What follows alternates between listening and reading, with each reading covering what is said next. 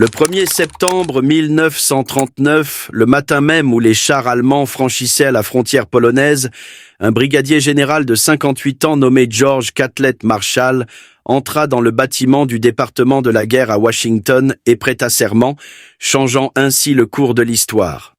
Il portait ce jour-là un costume blanc civil, évitant délibérément la tenue militaire pour ne pas paraître avide de la guerre qui venait de commencer en Europe. À 10h30 ce matin-là, dans le bureau du secrétaire à la guerre Harry Woodring, Marshall fut assermenté comme chef d'état-major de l'armée des États-Unis et promu au grade de général. Il avait appris l'invasion allemande à 3h50 du matin. Au moment de sa prestation de serment, Varsovie était déjà sous les bombardements. L'armée dont il héritait était une catastrophe en puissance. Moins de 190 000 soldats servaient sous l'uniforme. La force se classait quelque part autour du 19e rang mondial, plus petite que les armées du Portugal, de la Suisse et de la Belgique. Pour mettre cela en perspective, l'Allemagne venait d'envahir la Pologne avec plus d'1,5 million de soldats. L'armée américaine tout entière aurait pu être absorbée par un seul groupe d'armées allemands et il en serait resté. L'équipement datait de la guerre précédente. Les chars étaient si rares que les soldats s'entraînaient avec des camions portant des pancartes indiquant « chars ». L'armée ne possédait pas plus de 500 chars au total, la plupart étant des modèles légers qui auraient été détruits en quelques minutes face au Panzer allemand. Les pièces d'artillerie étaient des restes de 1918. Les fusils étaient les mêmes modèles Springfield que les soldats d'Hougoboy avaient emportés dans les tranchées de France 2 décennies plus tôt. Les 9 divisions d'infanterie qui existaient sur le papier étaient des coquilles vides. Seulement 3 divisions approchèrent la pleine puissance. Les 6 autres comptaient en moyenne à peine 3 000 hommes chacune au lieu des 15 000 nécessaires à la préparation au combat. Les 4 armées qui administraient les États-Unis continentaux n'avaient chacune que des états-majors squelettiques de 4 400 soldats. Aucune division américaine ne possédait une capacité opérationnelle complète. Mais Marshall comprenait que la crise était plus profonde que la simple pénurie d'équipement ou le déficit de main-d'œuvre. Le vrai problème était le commandement. Les hommes qui devraient commander les soldats américains dans la guerre à venir étaient trop vieux, trop figés dans leurs habitudes et trop confortables dans leur poste pour mener quiconque au combat moderne. Marshall regarda ses officiers généraux et vit ce qu'il appela plus tard une considérable sclérose artérielle. L'âge moyen des généraux était dangereusement élevé. Beaucoup occupaient leurs postes actuels depuis des années, présidant au même petit commandement, assistant aux mêmes réceptions, menant les mêmes batailles bureaucratiques qu'ils menaient depuis des décennies. Marshall savait que le sentiment et la tradition ne pouvaient pas faire obstacle à la survie nationale. En 2 ans, il allait évincer environ 600 officiers de l'armée.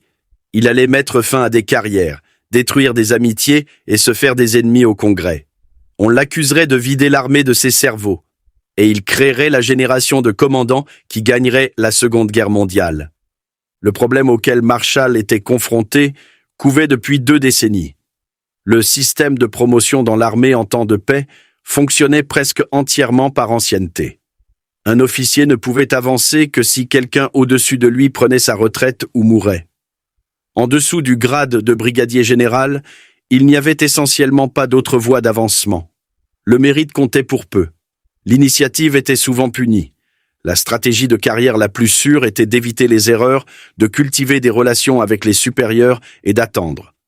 Le résultat était un goulot d'étranglement que les planificateurs appelaient la bosse. Environ 4 200 officiers, près d'un tiers de tout le corps des officiers d'active, étaient concentrés dans une tranche d'âge extraordinairement étroite. Ces hommes étaient entrés en service pendant la Première Guerre mondiale, avaient reçu des promotions rapides en temps de guerre pendant ce conflit, puis avaient vu leur carrière stagner pendant les 20 années suivantes. Les chiffres racontaient une histoire sombre. Plus de 1800 capitaines avec la quarantaine. Plus d'1 millier d'officiers dont l'âge et l'expérience les qualifiaient pour être lieutenant-colonel restaient bloqués au grade de capitaine en 1940. 234 lieutenants étaient aussi dans la quarantaine, des hommes qui avaient passé plus de 2 décennies au grade d'officier le plus subalterne. Le problème s'aggravait de lui-même. Les jeunes officiers talentueux regardaient leurs aînés et ne voyaient pas d'avenir. Beaucoup des meilleurs partaient vers des carrières civiles où les compétences étaient récompensées. Ceux qui restaient devenaient souvent cyniques, accomplissant les gestes du service militaire en attendant la retraite. L'armée en temps de paix n'attirait ni ne retenait les talents dont elle aurait besoin en temps de guerre. Marshall comprenait ce problème personnellement. Il avait été colonel pendant la Première Guerre mondiale, servant comme chef des opérations pour la 1re division d'infanterie, puis comme chef d'état-major pour le 8e corps et la 1re armée. Sa performance avait été exceptionnelle. Le général John Pershing, commandant du corps expéditionnaire américain, considérait Marshall comme l'un des officiers les plus capables de l'armée. Mais après l'armistice, Marshall fut rétrogradé au grade de capitaine. Les promotions de guerre s'étaient évaporées. Il servit encore 15 ans avant de retrouver le grade de colonel. Le système qui avait presque fait dérailler sa propre carrière était maintenant à lui de réformer. Les généraux qui commandaient l'armée en 1939 étaient les produits de ce système brisé. La plupart étaient parvenus à leur poste par la patience plutôt que par la performance. Ils avaient attendu leur tour, évité la controverse et survécu à leurs concurrents. Les qualités qui les rendaient prospères en temps de paix, prudence, déférence envers les supérieurs, maîtrise des procédures bureaucratiques, étaient précisément les qualités qui feraient tuer des hommes à la guerre. Marshall avait observé ses officiers pendant des années. Il connaissait leurs forces et leurs faiblesses. Il savait lesquels pourraient s'adapter et lesquels ne le pourraient pas. Il savait lesquels s'élèveraient face à la crise et lesquels s'effondreraient sous la pression.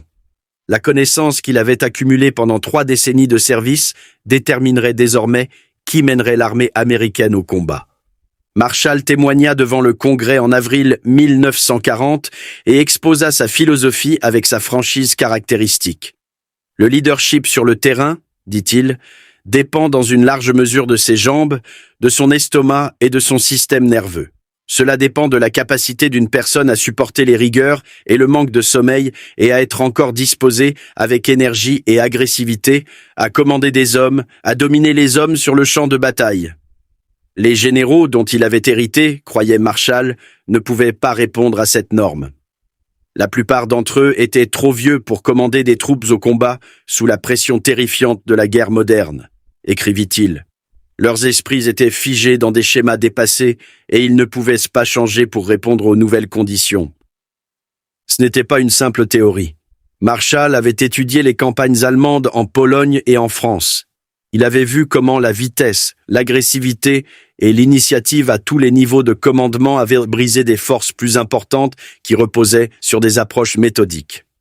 Les Allemands avaient introduit une nouvelle façon de faire la guerre. Leurs commandants prenaient des décisions en quelques heures, là où des armées traditionnelles auraient mis des jours. Ils exploitaient le succès sans pitié, pénétrant profondément en territoire ennemi avant que les défenseurs ne puissent réagir. Les généraux qui dirigeraient les soldats américains contre un tel ennemi devaient penser et agir différemment de leurs prédécesseurs. Ils devaient se déplacer vite, décider vite et accepter le risque. Ils avaient besoin d'endurance physique pour commander depuis l'avant plutôt que depuis des quartiers généraux confortables à des kilomètres derrière les lignes. Ils avaient besoin du courage moral de prendre des décisions difficiles quand des vies étaient en jeu. Mais destituer des officiers supérieurs de leur commandement n'était pas une simple affaire. L'armée avait des traditions remontant à la Révolution. Les officiers avaient des amis au Congrès, des relations dans l'industrie, des camarades de promotion disséminés dans tout le service. Des carrières qui s'étendaient sur des décennies ne pouvaient être interrompues sans conséquence. Les risques politiques étaient énormes. Chaque général que Marshall écartait avait d'anciens subordonnés qui se souviendraient de l'affront. Chaque retraite forcée créait des ennemis qui pourraient le saper plus tard. Les épouses des officiers supérieurs formaient un réseau social à Washington qui pouvait faire ou défaire des réputations. Marshall ne se contentait pas de réformer l'armée. Il perturbait un mode de vie. Marshall procéda néanmoins. Il avait déjà fait face à l'opposition. Plus tôt dans sa carrière, il avait contredit le général Pershing lors d'une réunion et s'attendait à être relevé de ses fonctions. Au lieu de cela, Pershing l'avait promu. Marshall apprit que des conseils honnêtes, donnés avec respect mais fermeté, rapportent plus de respect que la flagornerie. Il appliqua cette leçon maintenant. Il commença officieusement, utilisant son autorité de chef d'état-major pour réaffecter des officiers à des postes moins critiques, pour les ignorer lors des promotions, pour encourager la retraite anticipée. Quand ces mesures se révélèrent insuffisantes, il chercha l'autorité législative pour destituer directement des officiers. Le mécanisme qu'il créa devint connu sous le nom de Conseil d'élimination, bien que son nom officiel fût Conseil de destitution. La deuxième loi de crédit supplémentaire de 1940 donna à Marshall l'autorité dont il avait besoin en supprimant l'exigence que les promotions en dessous de brigadier général se fassent uniquement par ancienneté. Cela lui permit de promouvoir des officiers plus jeunes par-dessus leurs aînés et d'écarter ceux qui ne pouvaient pas répondre aux exigences du commandement moderne. Le Conseil lui-même était composé de 6 officiers généraux à la retraite, choisis délibérément pour que les officiers en service ne jugent pas leurs rivaux potentiels. Marshall demanda à son prédécesseur immédiat au poste de chef d'état-major, le général Malin Craig, de sortir de sa retraite pour présider le Conseil. Craig avait servi de 1935 à 1939 et était largement respecté dans toute l'armée. Sa présence donnait de la légitimité au processus. Personne ne pouvait accuser Marshall de régler des comptes personnels alors que son propre prédécesseur prenait les décisions. Les instructions de Marshall au Conseil établissaient la philosophie directrice. La mission, écrivit-il, n'est pas de peser une longue et réussie carrière contre un échec en 1940 ou 1941. Ce n'est pas la fonction du Conseil de déterminer quel bonhomme il a été. Il s'agit plutôt de déterminer la valeur et l'importance de l'individu pour l'armée aujourd'hui. Des temps critiques sont sur nous. La mesure doit être la performance d'aujourd'hui. Les officiers destitués par le Conseil recevaient 1 an pour prendre leur retraite, une sortie plus digne qu'un renvoi immédiat, mais une fin sans équivoque à leur carrière. L'autorité du Conseil était vaste. Il était habilité à retirer de la ligne de promotion tout officier pour des raisons jugées bonnes et suffisantes. Les destitutions documentées racontent une partie de l'histoire. Rien qu'à l'été et à l'automne 1941, le Conseil destitua 31 colonels, 117 lieutenants-colonels, 31 majors, 16 capitaines et 269 officiers de la garde nationale et de réserve. Les lieutenants-colonels étaient le groupe le plus important car ils représentaient le goulot d'étranglement des vétérans de la Première Guerre mondiale qui attendaient des décennies pour avancer. Au cours des 5 années précédant la prise de commandement de Marshall, seulement 37 officiers au total avaient été destitués de l'armée, soit une moyenne de moins de 8 par an. Marshall multiplia le taux de destitution par plus de 5. Finalement, 500 colonels furent mis à la retraite d'office. Marshall lui-même estima qu'il avait évincé au moins 600 officiers avant l'entrée en guerre des États-Unis. L'ampleur de la purge devint claire lors des manœuvres de Louisiane en août et septembre 1941. Ces exercices massifs, impliquant près d'1 demi-million de soldats sur une vaste étendue de la Louisiane et de l'Est du Texas, servirent d'examen final de Marshall pour son corps d'officiers.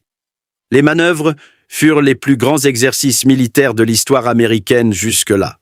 Ils testaient non seulement les compétences tactiques, mais aussi le leadership dans des conditions se rapprochant du combat. Les unités manœuvraient jour et nuit. Les communications étaient perturbées. Les plans s'effondraient et devaient être improvisés. Le brouillard de la guerre, ou du moins une approximation raisonnable de celui-ci, s'abattit sur des commandants qui avaient passé des décennies dans la routine prévisible du service en temps de paix. Marshall observa attentivement pour voir quels commandants pouvaient gérer le stress, lesquels pouvaient s'adapter aux circonstances changeantes, lesquels pouvaient mener des hommes dans des conditions proches du combat.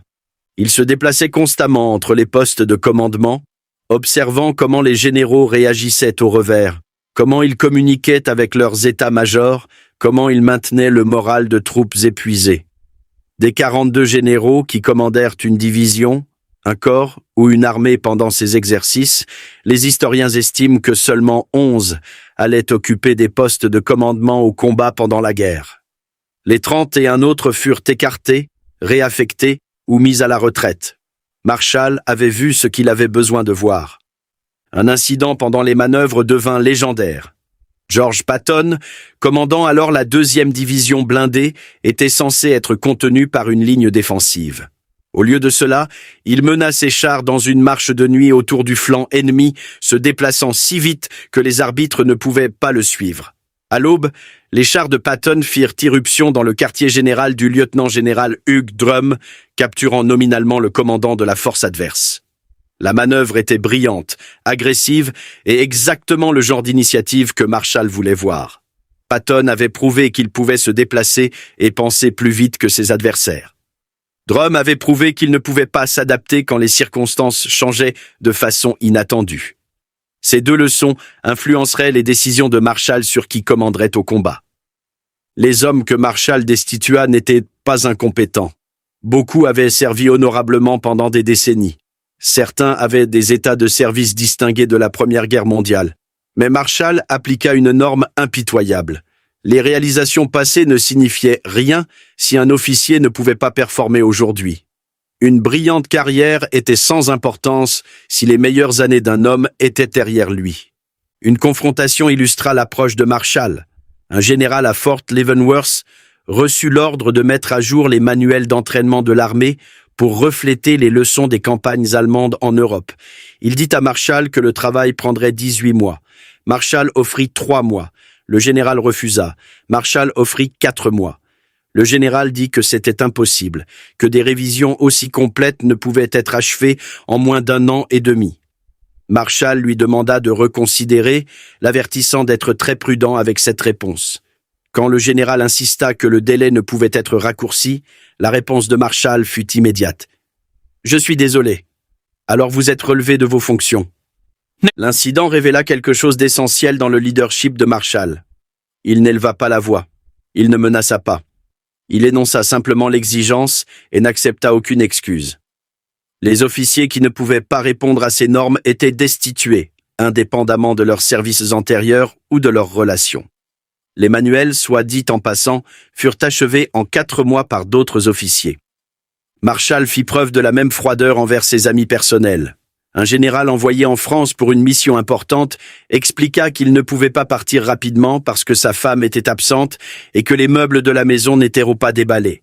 Marshall l'appela personnellement pour confirmer que c'était sa position. Quand le général dit que oui, Marshall répondit « Eh bien, mon Dieu, l'homme, nous sommes en guerre et vous êtes un général.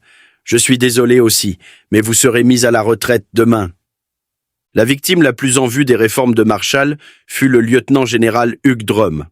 Bien que son destin soit venu du fait d'avoir été ignoré plutôt que formellement destitué, Drum avait atteint le grade de major général en 1930 et occupé presque tous les postes supérieurs en dessous de celui de chef d'état-major.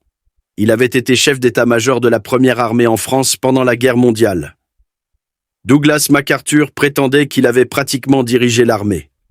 Par toutes les mesures d'ancienneté et d'expérience, Drum aurait dû devenir chef d'état-major. Mais Drum avait si vigoureusement promu sa propre cause qu'il s'était aliéné le président Franklin Roosevelt. Il fit ouvertement pression pour le poste, cultiva la couverture médiatique et fit clairement comprendre qu'il s'attendait à ce que le poste lui soit dû.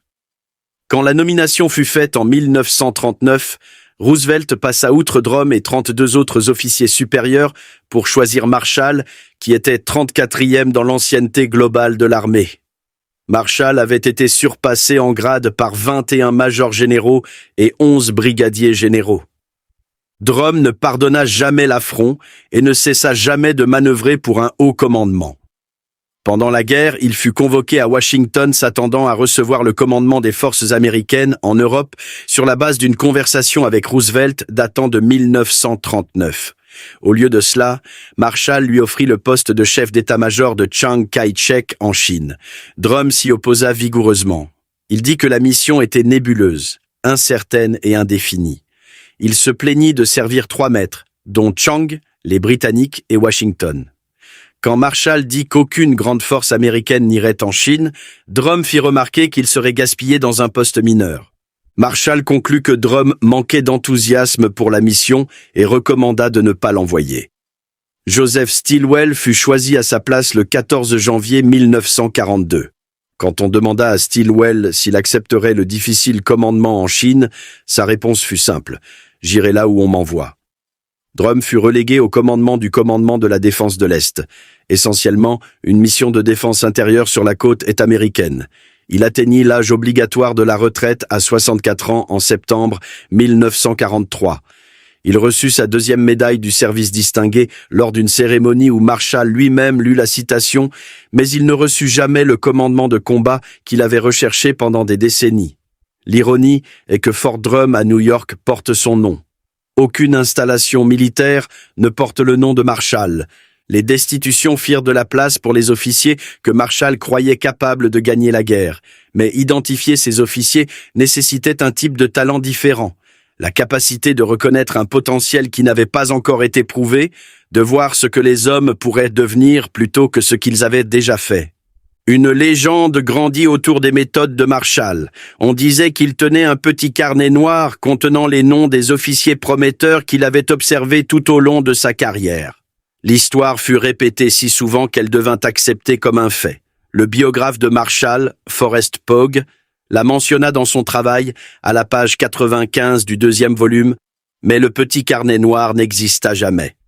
La fondation George C. Marshall a confirmé qu'aucun carnet de ce genre n'a jamais été trouvé parmi les papiers de Marshall. Quand le docteur Larry Bland, l'éditeur des papiers de George Catlett Marshall, demanda directement à Pogge à 2 reprises si Marshall tenait un tel livre, Pogge confirma que non.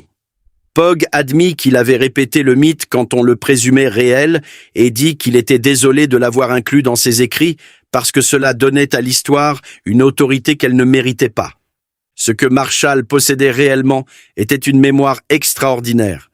Tout au long de sa carrière, il avait observé des officiers à des postes clés à Fort Benning, où il avait servi comme commandant adjoint de 1927 à 1932.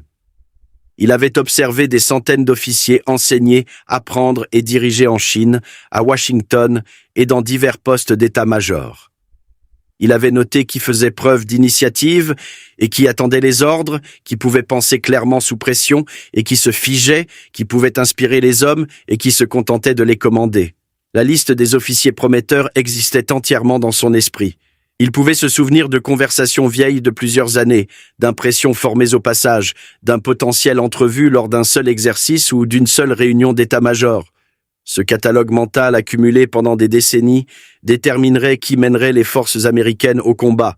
Pendant ces années à Fort Benning, environ 150 futurs généraux fréquentèrent l'école d'infanterie, avec environ 50 servants dans le corps professoral. Marshall les observa tous. Il leur assigna des problèmes difficiles et observa comment ils réagissaient. Il nota qui posait les bonnes questions et qui acceptait les réponses faciles. Ces officiers devinrent connus sous le nom d'hommes de Marshall, et leur carrière allait s'accélérer dramatiquement une fois que Marshall aurait le pouvoir de les promouvoir. La sélection de Dwight Eisenhower démontra les méthodes de Marshall en action. Leur premier contact significatif eut lieu en 1930, lorsque Marshall fut impressionné par un jeune major travaillant au sein de la commission des monuments du champ de bataille américain qui avait aidé le général John Pershing à réviser ses mémoires. Le travail exigeait du tact, de l'intelligence et la capacité de gérer un supérieur difficile. Marshall nota ses qualités et se souvint du nom du jeune officier. Marshall offrit à Eisenhower un poste au sein de la faculté de Fort Benning. Eisenhower refusa poliment parce qu'il avait déjà reçu des ordres pour une affectation convoitée à l'état-major général à Washington. Le refus n'offensa pas Marshall. Si quoi que ce soit, cela démontrait qu'Eisenhower pouvait prendre des décisions et s'y tenir. Leurs chemins se croisèrent à nouveau lors des manœuvres de Louisiane en septembre 1941.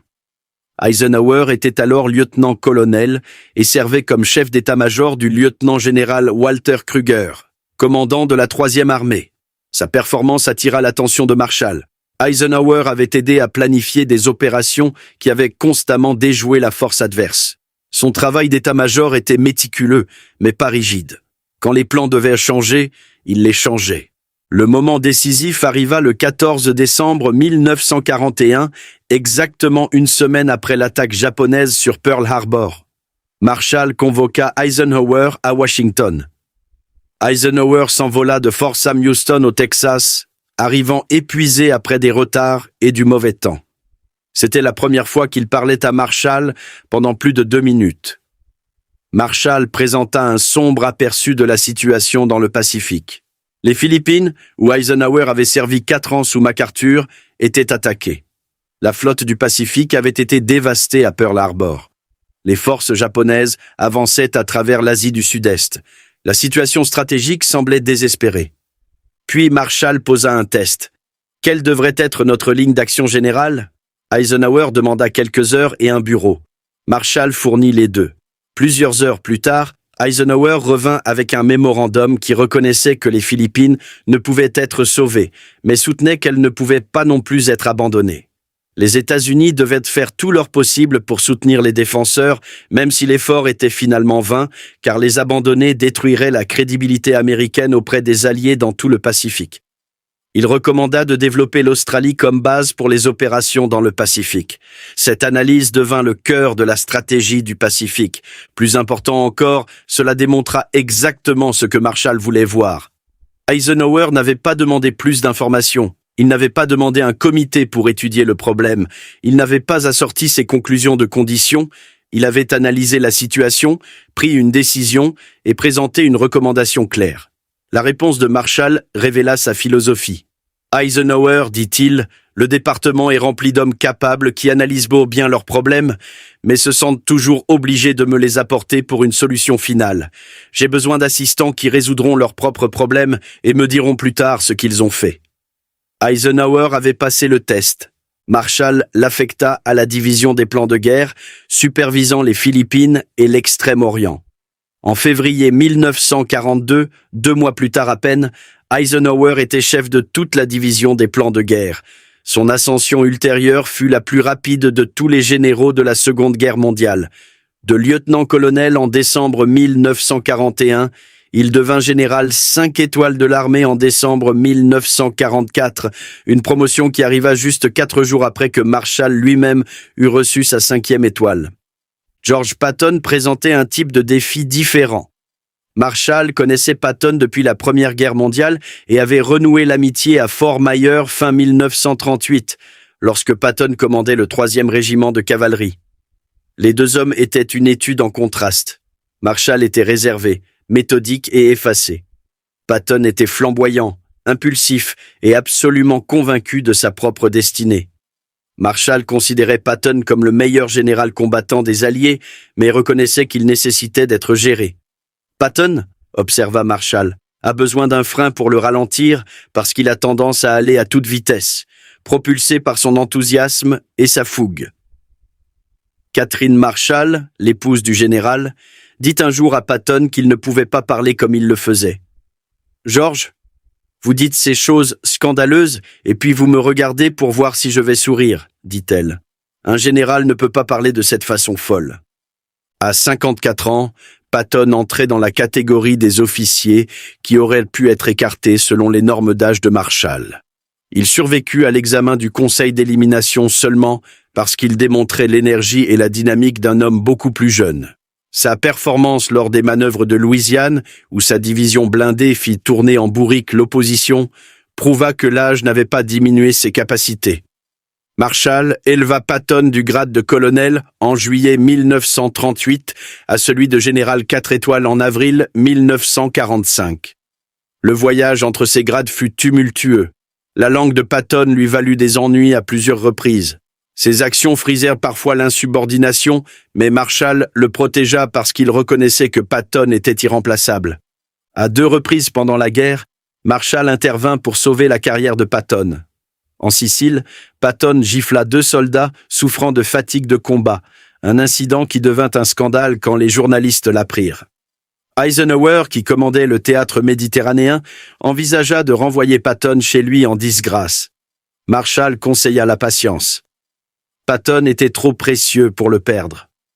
Après l'affaire de Knutsford en Angleterre, lorsque Patton fit des remarques impolitiques suggérant que les États-Unis et la Grande-Bretagne gouverneraient dans le monde d'après-guerre sans mention de l'Union soviétique, Marshall le protégea à nouveau. L'incident faillit coûter à Patton son commandement à la veille de l'invasion de la Normandie. L'intervention de Marshall le maintint en place. Omar Bradley représenta encore une autre voie vers le haut commandement. Il avait servi comme instructeur de tactique à Fort Benning. Pendant le mandat de Marshall, en tant que commandant adjoint, les deux hommes avaient travaillé en étroite collaboration et Marshall avait observé les méthodes d'enseignement de Bradley, son traitement des étudiants et son approche des problèmes militaires. Marshall décrivit Bradley comme calme, modeste, capable, avec un bon sens solide. Ce n'étaient pas des qualités tape à l'œil, mais c'étaient les qualités que Marshall valorisait le plus. Bradley ne cherchait pas l'attention. Il ne se mettait pas en avant. Il faisait simplement son travail avec une compétence constante. Bradley écrivit plus tard qu'aucun homme n'avait eu une plus grande influence sur lui, personnellement ou professionnellement, que George Marshall. La relation façonna toute la carrière de Bradley et son approche du commandement. Bradley passa de brigadier général en février 1941 à général 4 étoiles et commandant du 12e groupe d'armée, le plus grand commandement de campagne américain de l'histoire. Plus d'1,3 million soldats servirent sous ses ordres pendant les campagnes en France et en Allemagne.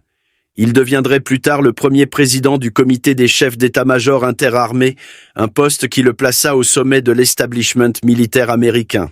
Joseph Stilwell, connu sous le nom de Vinegar Joe pour sa langue acérée et sa personnalité acide, impressionna tant Marshall que celui-ci maintint ouvert le poste de chef de la section tactique à Fort Benning pendant une année entière jusqu'à ce que Stilwell soit disponible. D'autres officiers voulèrent le poste. Marshall attendit l'homme qu'il voulait.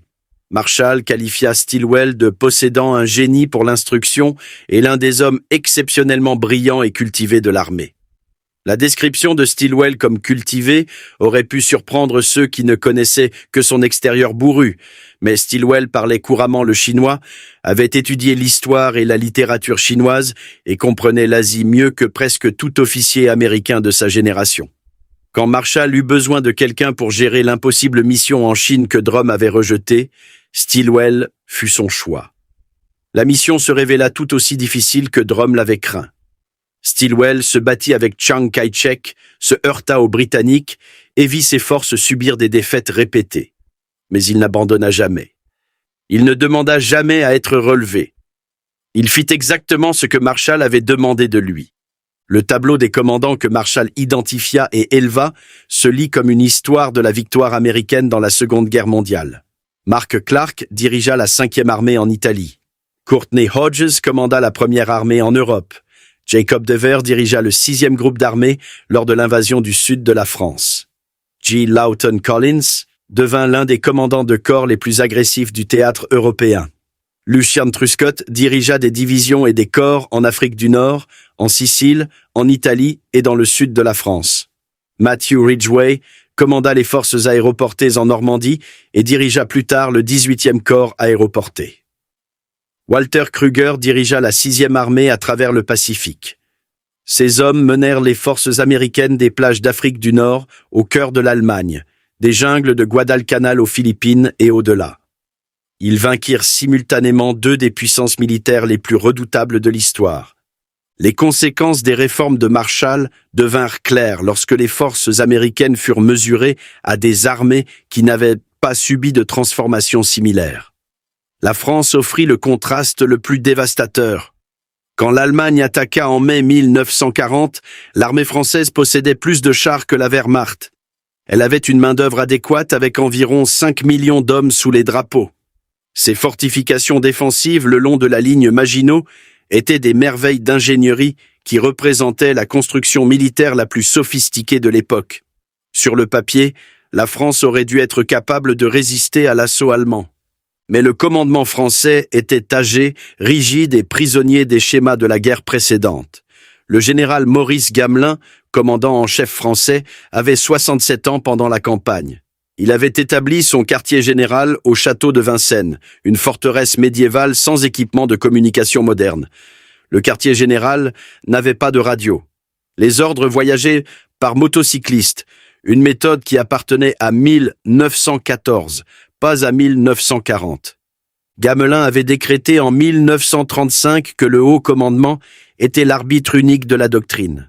Tous les articles, conférences et livres d'officiers en service nécessitaient une approbation avant publication. Cela étouffa efficacement l'innovation et assura que la pensée militaire française resta figée dans les schémas de la Première Guerre mondiale. Les officiers qui remettaient en question la doctrine établie risquèrent leur carrière. Quand les Allemands percèrent dans la forêt des Ardennes, une zone que Gamelin avait laissée défendue par seulement 10 divisions de réserve parce qu'il la considérait infranchissable pour les blindés, la structure de commandement française s'effondra. Gamelin resta assis dans ce que les observateurs appelèrent une immobilité tragique, incapable d'émettre des ordres décisifs alors que ses armées se désintégraient. La vitesse de l'avance allemande submergea un système de commandement conçu pour le rythme délibéré de la guerre de tranchées. Son remplaçant, le général Maxime Weygand, avait 73 ans, encore plus âgé que Gamelin.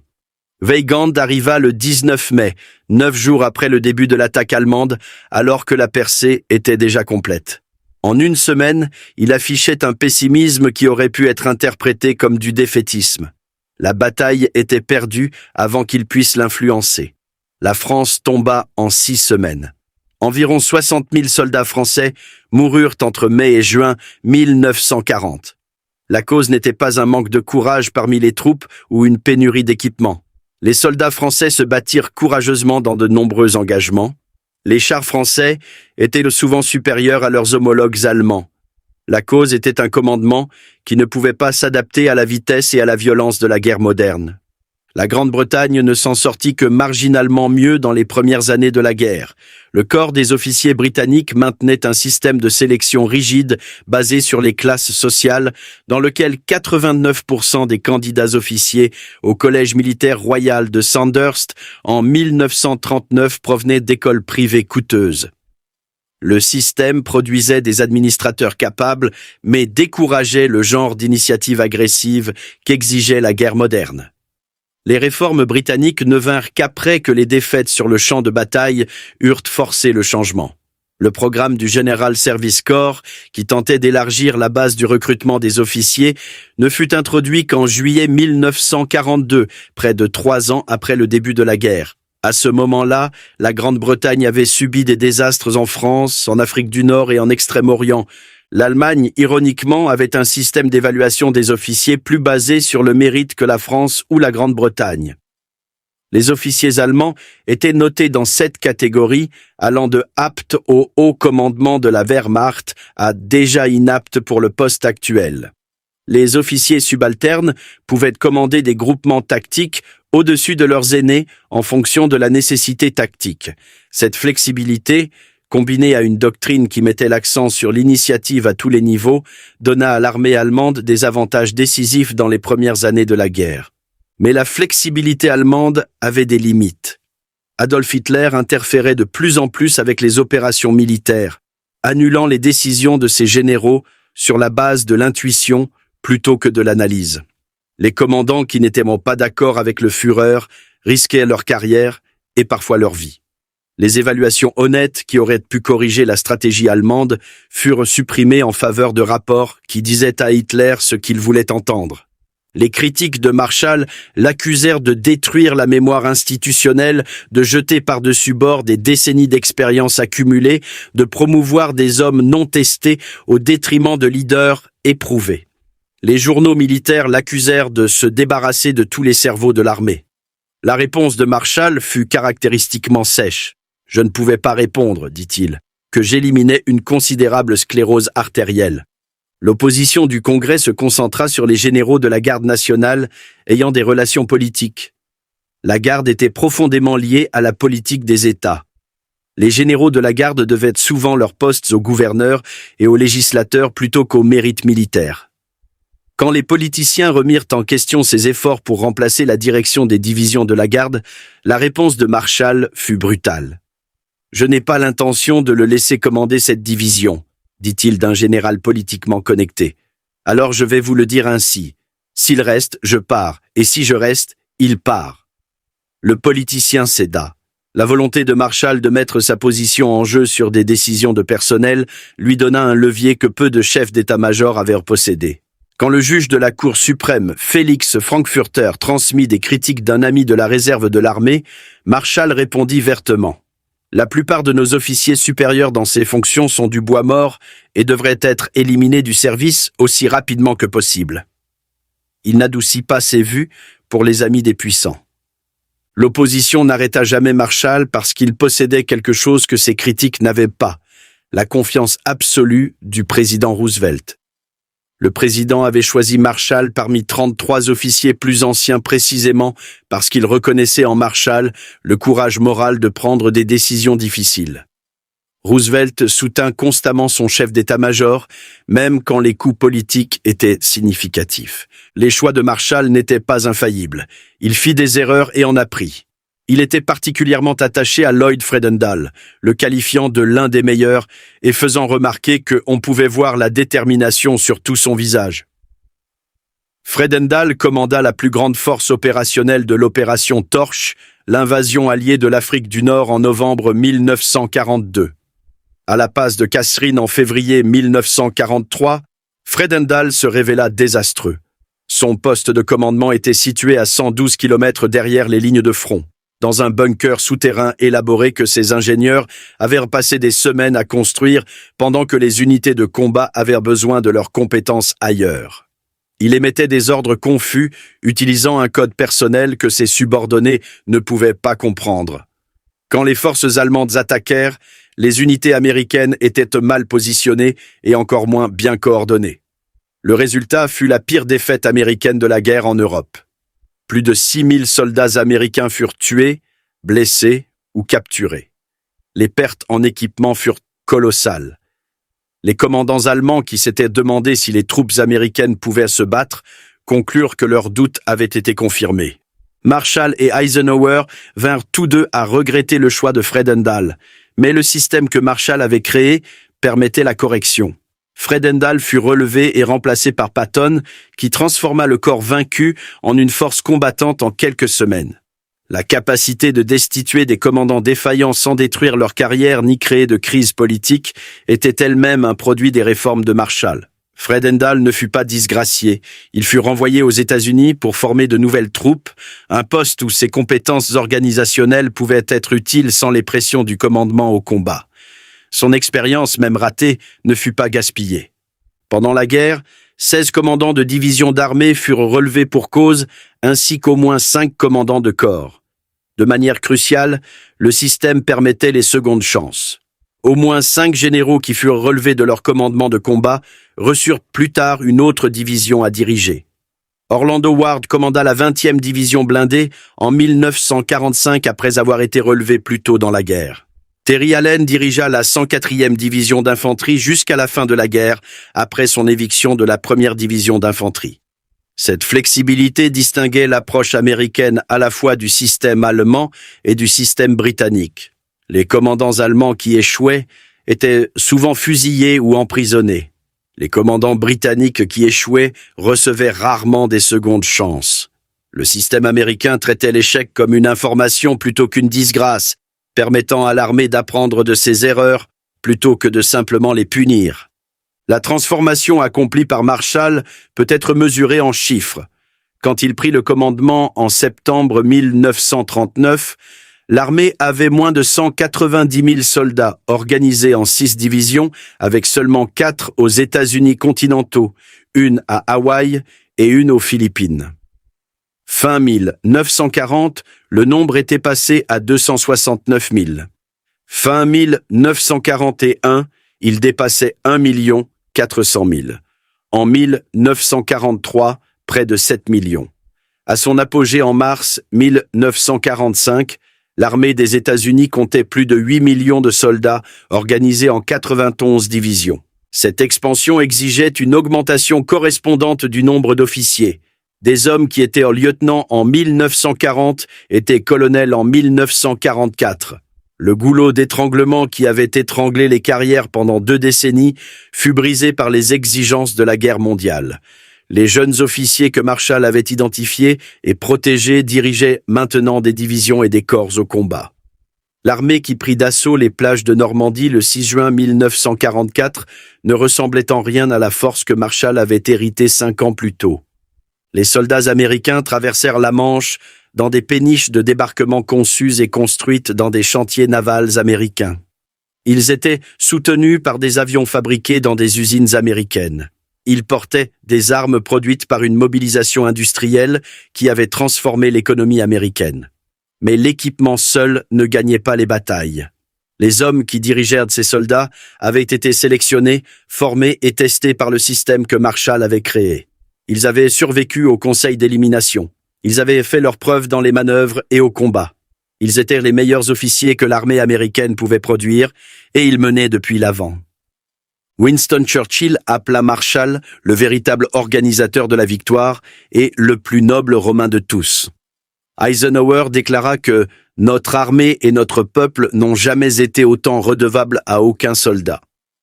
Harry Truman dit simplement que des millions d'Américains ont rendu un service exceptionnel à leur pays. George C. Marshall lui a donné la victoire. Le magazine Time nomma Marshall homme de l'année 2 fois, en 1943 et 1947. Il devint le premier et le seul soldat de carrière à recevoir le prix Nobel de la paix, décerné en 1953 pour le plan Marshall qui reconstruisit l'Europe après la guerre. Il servit à la fois comme secrétaire d'État et secrétaire à la Défense, la seule personne de l'histoire américaine à occuper ces 2 postes. Les officiers que Marshall destitua sombrèrent dans l'oubli. Leurs noms n'apparaissent dans aucune histoire de la guerre. Leurs contributions, quelles qu'elles aient pu être, restèrent non réalisées. Certains acceptèrent leur sort avec dignité, comprenant que la mission était plus grande que toute carrière individuelle. D'autres nourrirent du ressentiment pour le reste de leur vie, n'acceptant jamais que leur temps était passé. Les officiers que Marshall promut devinrent des légendes. Eisenhower servit 2 mandats comme président des États-Unis. Bradley devint général 5 étoiles et la figure militaire la plus respectée de l'après-guerre. Patton mourut dans un accident de voiture quelques mois après la capitulation allemande, mais son nom devint synonyme de leadership agressif. Les hommes de Marshall façonnèrent la doctrine militaire américaine et la politique de défense pour une génération après la fin de la guerre. Marshall lui-même ne chercha aucune gloire. Quand Roosevelt mourut en avril 1945 et qu'Harry Truman devint président, beaucoup supposèrent que Marshall recevrait le commandement de l'invasion du Japon ou quelque autre affectation prestigieuse. Au lieu de cela, Marshall resta à Washington, coordonnant l'effort de guerre mondiale depuis son bureau. Quand Eisenhower fut choisi pour commander l'invasion de la Normandie, un poste que Marshall avait souhaité, il accepta la décision sans plainte. Truman offrit à Marshall la chance de devenir le gouverneur militaire de l'Allemagne après la guerre. Marshall refusa. Il avait assez vu la guerre. Il voulait rentrer chez lui dans son jardin à Leesburg, en Virginie, et passer du temps avec sa femme, Catherine. Mais la retraite se révéla impossible. Truman eut besoin de lui en Chine comme envoyé spécial, puis comme secrétaire d'État, puis comme secrétaire à la Défense pendant la guerre de Corée. Marshall servit jusqu'à ce que sa santé le trahisse, répondant toujours quand son pays l'appelait. La leçon de la purge des officiers par Marshall s'étend au-delà des affaires militaires. Des organisations de toutes sortes sont confrontées aux mêmes défis qu'il a affrontés. Comment destituer des gens qui n'ont rien fait de mal, si ce n'est vieillir dans leur poste? Comment faire de la place pour de nouveaux talents quand les dirigeants en place ont gagné leur position par des années de service fidèle? Comment équilibrer la loyauté envers les individus et la responsabilité envers l'institution? La réponse de Marshall fut sans compromis. La mesure doit être la performance d'aujourd'hui. Réalisation passée, amitié personnelle, relations politiques, rien de tout cela ne pouvait être autorisé à l'emporter sur la capacité actuelle. La mission était trop importante, les enjeux étaient trop élevés, des hommes mourraient si les dirigeants ne pouvaient pas diriger. Marshall énonça sa philosophie dans des mots qui méritent d'être rappelés. Le véritable grand leader surmonte toutes les difficultés, dit-il. Les campagnes et les batailles ne sont rien d'autre qu'une longue série de difficultés à surmonter. Le manque d'équipement, le manque de nourriture, le manque de ceci ou cela ne sont que des excuses. Le vrai leader montre sa qualité dans ses triomphes sur l'adversité, aussi grande soit-elle. Il avait une autre maxime qui capturait son approche de la sélection des leaders. Si le leadership ne dépend que de l'ancienneté, dit-il, vous êtes vaincu avant de commencer. Donnez très peu à un bon leader et il réussira. Donnez beaucoup à la médiocrité et elle échouera. Ce principe, Exigez l'excellence, n'acceptez aucune excuse, mesurez les leaders aux résultats, transforma une armée classée 19e mondiale en la force qui vainquit l'Allemagne nazie et le Japon impérial. Il reste l'héritage durable de Marshall. Si vous avez trouvé cette histoire captivante, prenez un moment pour aimer cette vidéo. Cela nous aide à partager plus d'histoires oubliées de la Seconde Guerre mondiale. Abonnez-vous pour rester connecté à ces histoires inédites. Chacune compte, chacune mérite d'être rappelée. Et nous aimerions avoir de vos nouvelles. Laissez un commentaire ci-dessous pour nous dire d'où vous regardez. Notre communauté s'étend sur tout le globe, des vétérans aux passionnés d'histoire. Vous faites partie de quelque chose de spécial ici. Merci d'avoir regardé et merci de garder ces histoires vivantes.